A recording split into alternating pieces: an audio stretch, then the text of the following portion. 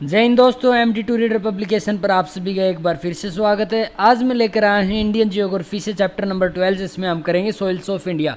भारत में जितने भी प्रकार की मिट्टी पाई जाती है, सॉइल पाई जाती है, उन सब के बारे में आज हम पढ़ने वाले हैं। उनकी खासियत क्या है, फीचर्स क्या हैं और मिट्टी हमारे लिए कैसे हेल्पफुल है, वो सब आज हम जानेंगे। सबसे पहले हम जान लेते हैं कि मिट्टी होती क्या है, सॉइल की डेफिनेशन क्या है।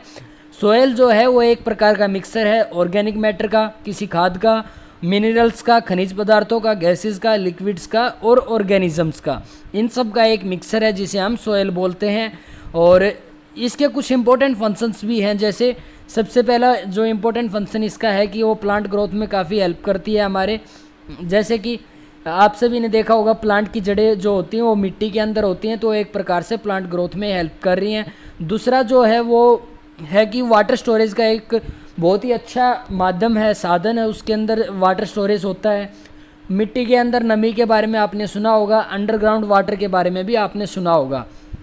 थर्ड है कि ये अर्थ एटमॉस्फेयर के अंदर मॉडिफायर का काम करते हैं, अर्थ एटमॉस्फेयर को बरकरार रखने में काफ़ी हेल्पफुल है। और चौथा जो इसका इम्पोर्टेंट पॉइंट है कि एक नेचुरल हैबिटेट प्रोवाइड करवाता है ऑर्गेनिजम्स के रहने के लिए। हैबिटेट होता है किसी भी ऑर्गेनिज्म का, किसी भी पशु पक्षी का, एनिमल्स का या फिर प्लांट्स के जो रहने का स्थान होता है जिसके अंदर वो सर्वाइव कर पाता है, उसको हम हैबिटेट बोलते हैं। अब हम पढ़ेंगे डिफरेंट टाइप्स ऑफ सोइल्स, मृदा के अलग अलग प्रकार जो कि भारत के अंदर मुख्यतः रूप से पाए जाते हैं। एलुवियल सोइल है जिसे हम जलोढ़ मिट्टी बोलते हैं। सैलाइन एल्कलाइन सोइल है, इसके अंदर लवणता, नमक की मात्रा काफ़ी ज़्यादा होती है। एराइड और डेजर्ट सोइल, ये सैंडी सोइल है, रेतीली मिट्टी है, मोस्टली मरुस्थलीय क्षेत्र में मिलती है। लेटराइट सोइल, ये लाल मिट्टी का एक प्रकार है। पीट और मार्सी सोइल, दलदली मिट्टी है। ये रेड सोइल, लाल मिट्टी, ब्लैक सोइल, और जिसे हम रेगुड़ मिट्टी भी बोलते हैं, काली मिट्टी। इन सब के बारे में आज हम पढ़ने वाले हैं और इनके फीचर्स के बारे में हम जानने वाले हैं। सबसे पहले बात करेंगे हम एलुवियल सोइल की। ये डेल्टा एरिया के अंदर पाई जाती है। डेल्टा और एस्चुरी, नदी के द्वारा बहाई गई, जो बहाकर लेकर आई गई जो हमारी मिट्टी होती है, उसे हम जलोढ़ मिट्टी बोलते हैं। ये मोस्टली पेनिनसुलर इंडिया, प्रायद्वीपीय भारत के अंदर पाई जाती है। और गुजरात, पंजाब, उत्तर प्रदेश, हरियाणा, बिहार, झारखंड हमारे वो स्टेट है जिनके अंदर ये पाई जाती हैं। मोस्टली भारत के अंदर गंगा जो बेसिन है, सतलुज बेसिन है और ब्रह्मपुत्र बेसिन है, उन बेसिन का जो लैंड एरिया है उसके अंदर ये जलोढ़ मिट्टी पाई जाती है। इसकी खासियत है कि इसकी फर्टिलिटी काफ़ी ज़्यादा मात्रा में होती है और यहाँ पर फसल भी कई प्रकार की उगाई जा सकती हैं। और ये भारत के अंदर सबसे ज़्यादा यही मिट्टी मिलती है। लगभग 43% मिट्टी है, लैंड एरिया है जो ये कवर करती है। और 143 किलोमीटर का एरिया है जो ये मिट्टी कवर करती है। काफ़ी ज़्यादा फर्टाइल होती है, उपजाऊ मिट्टी है। इसका जो टेक्सचर है वो क्ले है। क्ले मिट्टी का एक प्रकार का टेक्सचर है जिसके अंदर मिट्टी काफ़ी बारीक प्रकार के कण होते हैं, बारीक कण पाए जाते हैं उस मिट्टी के अंदर। क्ले होती है वो। और कलर है उसका लाइट ग्रे, स्लेटी, हल्के स्लेटी रंग का इसका रंग होता है। और इसके अंदर पोटास और लाइम की मात्रा काफ़ी ज़्यादा पाई जाती है। फास्फोरस और नाइट्रोजन की मात्रा काफ़ी कम होती है इसके अंदर। और जो मुख्यतः क्रॉप हैं जो इसके अंदर ग्रो कर पाती हैं वो है रबी और खरीफ की फसलें हैं, जैसे कि wheat, maize, rice, sugar cane, cotton, jute, oil seed etcetera. ये सब फसलें हैं मुख्यतः जो जलोढ़ मिट्टी के अंदर उग पाती हैं। गेहूँ है, चावल है, गन्ना है, कपास की खेती है, जूट है, ये सब वहाँ पर इजीली ग्रो कर लेती हैं। अब हम बात करेंगे रेड सोइल के बारे में। लाल मृदा, लाल मिट्टी, ये लो रेनफॉल वाटर एरिया के अंदर मिलती है, काफ़ी कम मात्रा में वहाँ पर वर्षा होती है। उड़ीसा, छत्तीसगढ़ और southern part of middle Ganga plain, जो हमारे गंगा नदी का मैदान है, गंगा द्वारा बहाकर लेके आई गई मिट्टी का मैदान है, उसके दक्षिण भाग में भी ये मिलती है। साथ में eastern and southern part of Deccan plateau, जो हमारे दक्षिण का डेक्कन का पठार है, उसके अंदर उसका जो ईस्टर्न और साउदर्न पार्ट है, पूर्वी और दक्षिणी भाग है, उसमें भी रेड सोइल मिलती है। और इसका लाल रंग फेरिक ऑक्साइड की प्रेजेंट के कारण होता है। आयरन ऑक्साइड, फेरिक ऑक्साइड काफ़ी ज़्यादा मात्रा में इसके अंदर प्रेजेंट होता है।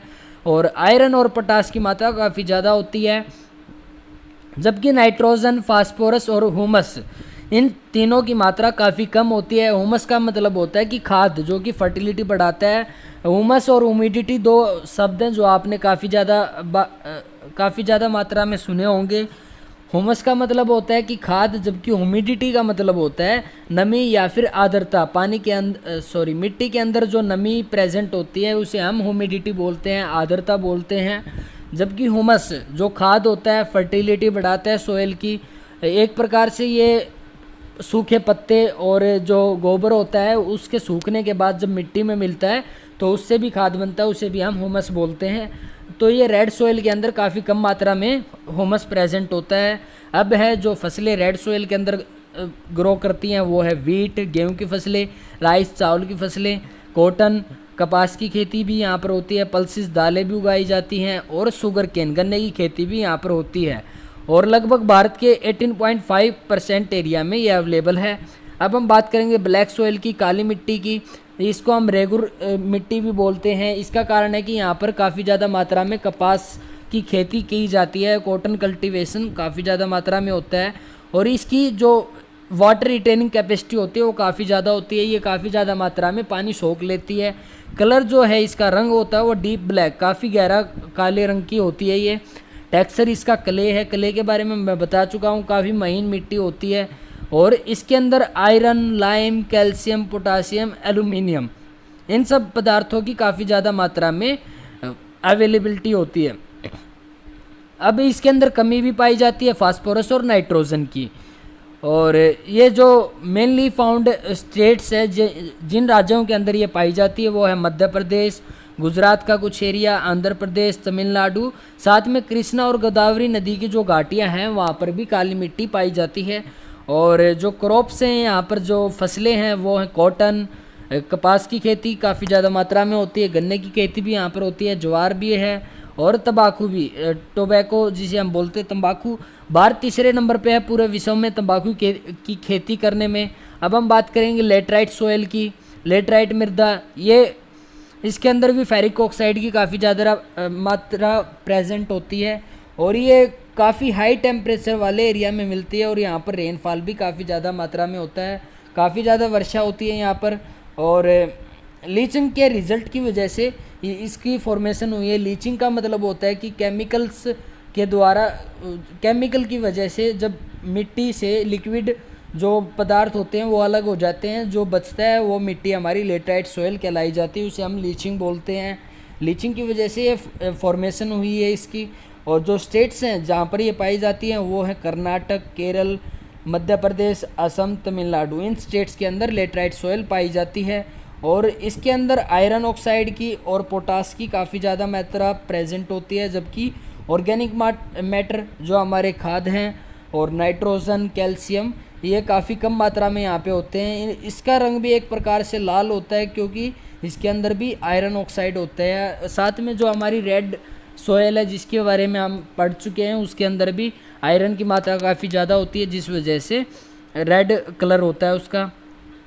जो क्रॉप्स हैं, फसलें हैं, वो है टी, कॉफ़ी, रबर और रागी। चाय की खेती होती है, कॉफ़ी की खेती होती है, रबड़ की और रागी की। यहाँ पर जो हमारी लेटराइट सोयल है उसके अंदर ये सारी खेती होती है। अब हम बात करेंगे डेजर्ट और अराइड सोयल की। डेजर्ट मतलब मुरस्तली मिट्टी की बात कर रहे हैं हम।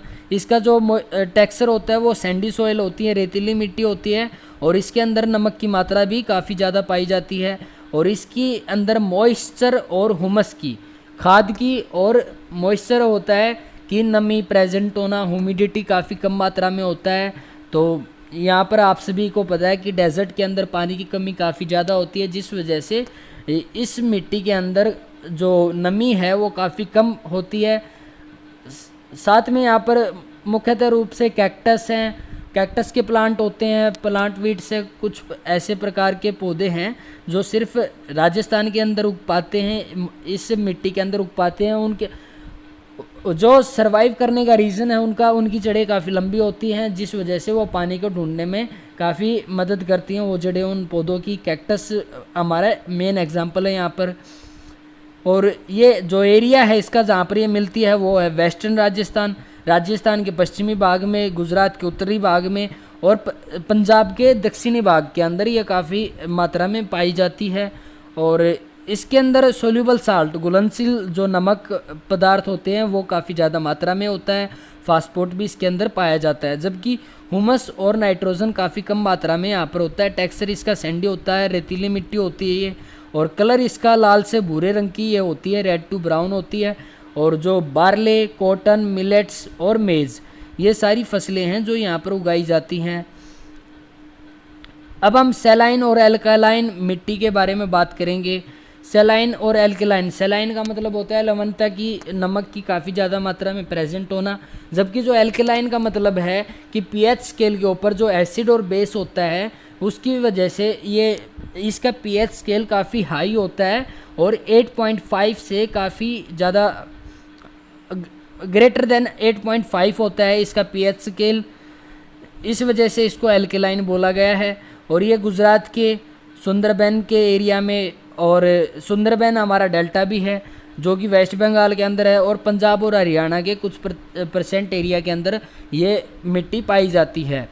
और इसके अंदर सोडियम की, पोटासियम की और मैग्नीशियम की काफ़ी ज़्यादा मात्रा होती है, जबकि नाइट्रोजन और कैल्शियम की काफ़ी कमी पाई जाती है इस मिट्टी के अंदर। और ये एग्रीकल्चर के लिए अनफिट होती है, यहाँ पर हम खेती नहीं कर सकते हैं। और इसके अंदर साल्ट की काफ़ी ज़्यादा डिपोजिशन होते हैं, मतलब कि इस मिट्टी के अंदर नमक पाया जाता है, और उसका कारण है रिवर, नदियों के द्वारा बहाकर लाया गया जो नमक है वो खारापन है, वो उसकी वजह से इस मिट्टी के अंदर नमक की मात्रा पाई जाती है। अब हम बात करेंगे पीटी और मार्शी सोयल की।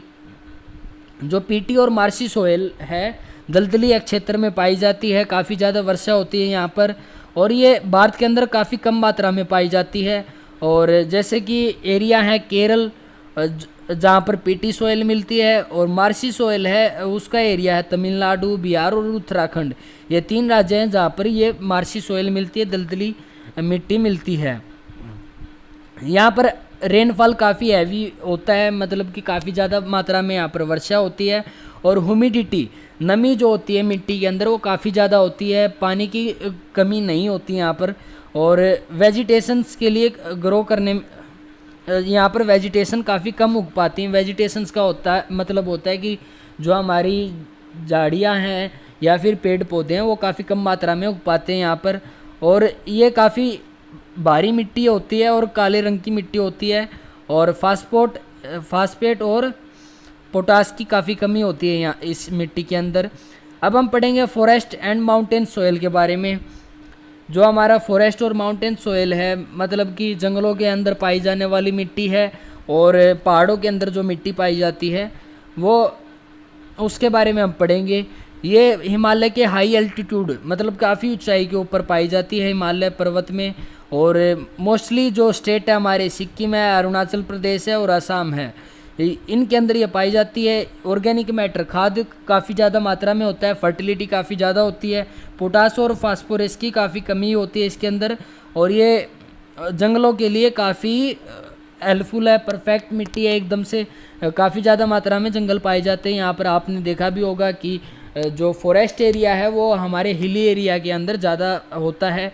और इसके अंदर जो क्रॉप्स है वो टेम्परेचर के ऊपर डिपेंड करती है, जैसे कि मेज़ है, बार्ले है, वीट है, गेहूं की खेती भी यहाँ पे होती है।